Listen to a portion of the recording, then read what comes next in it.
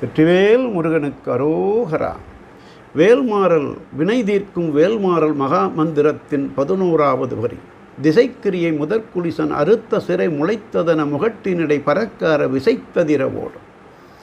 முருகப்பெருமானுடைய கைவேல் எப்படி அசுரர்களை அழித்தது, பகைவர்களை வென்றது என்பதை கூறுகின்ற பொழுது அருணகிரியார் வேல் வகுப்பில் பாடுகின்றார். 90 காலத்தில் 8 திக்குகளிலும் இருக்கின்ற மலைகளெல்லாம் சிறகுகளோடு இருந்தன. அவற்றின் சிறகுகள் அவற்றை விண்ணிலும் மண்ணிலும் பறக்க வைத்து தேவர்களையும் மண்ணுலக மக்களையும் அவ்வப்பொழுது அழித்து வருகின்ற நிலையை தேவர்களின் தலைவனான இந்திரன் அறிந்து தன்னுடைய வஜ்ராயுதத்தால் அம்மலைகளின் சிறகுகளை அறுத்தறிந்தான். பிறகுதான் அம்மலைகளெல்லாம் ஓரிடத்தில் நிலைத்து நின்று பிறருக்கு துன்பம் செய்யாமல் ஒழிந்தன. அந்த நிலையை கூறுகின்ற பொழுது அடியார்களை காக்க வருகின்ற வேல் வான்முகட்டில் பறந்து வருகின்ற பொழுது எப்படி விமானம் செல்கின்ற பொழுது பேரொளி ஏற்படுகின்றதோ அதைவிட பேரொளியாக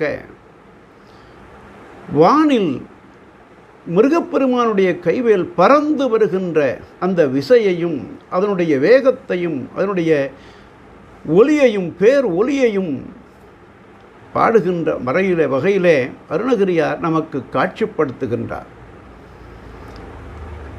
அசுரர்களை 108 அண்டங்களையும் 1008 ஆண்டுகளாக சூரபத்மநாதியர் ஆண்டு வந்த அந்த அசுரர்களையெல்லாம் அழித்து நொறுக்குவதற்கு முருகன் கைவேல் பறந்து வருகின்ற அதிசயத்தை அற்புதத்தை இவ்வாறு காட்சிப்படுத்தினார் அருணகிரிநாத பெருமான்.